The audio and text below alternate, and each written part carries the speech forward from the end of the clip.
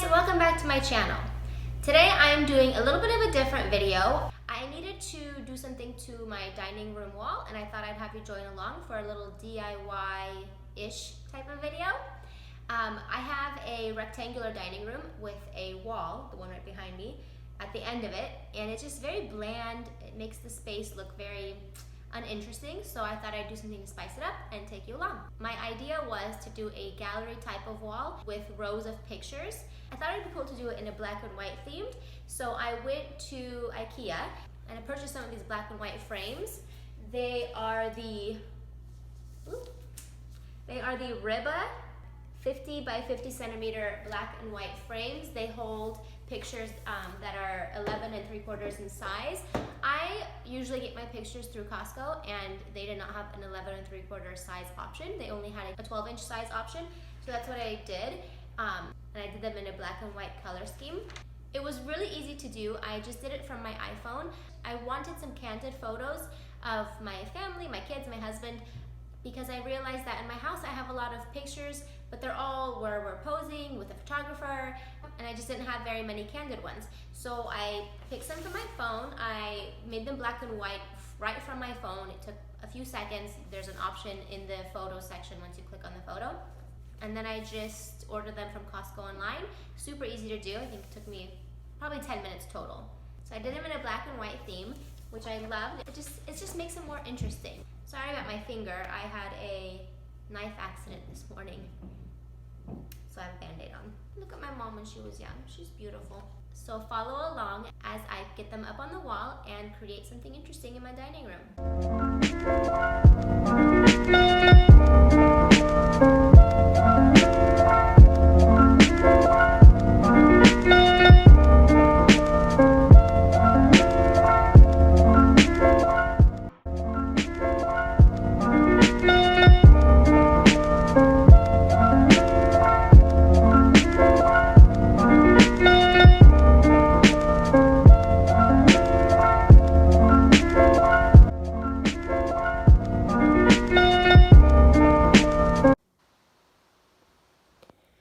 Alright, so pictures are in their frames.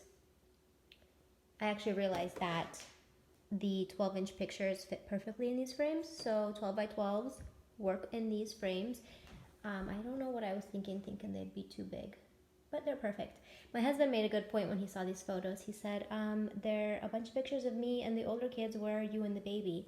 And he was right. I don't know why, but I forgot to put any pictures of me in there. I'll probably be switching a couple of these out later on, and they are going to go up on that wall later tonight.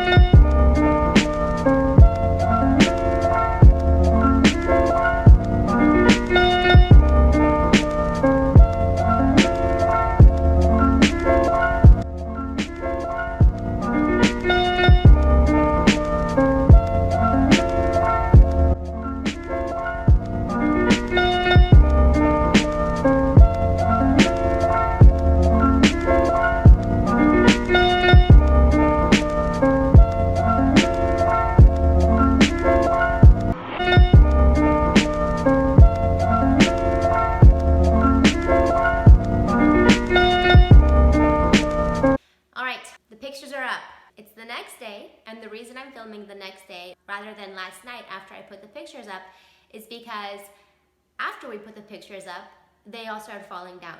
And the reason they started falling down is because I used command strips to get them up, and the command strips were too thick, or rather the picture frame was too thin on the back side, and the command strips didn't have enough hold on the frame, so they all started falling down. I don't know, you might be able to tell in the time lapse. At the very end, a couple of them fell down, and then we had to redo them later. And by the time we got them all up, we were too tired, and I said I could film this in the morning.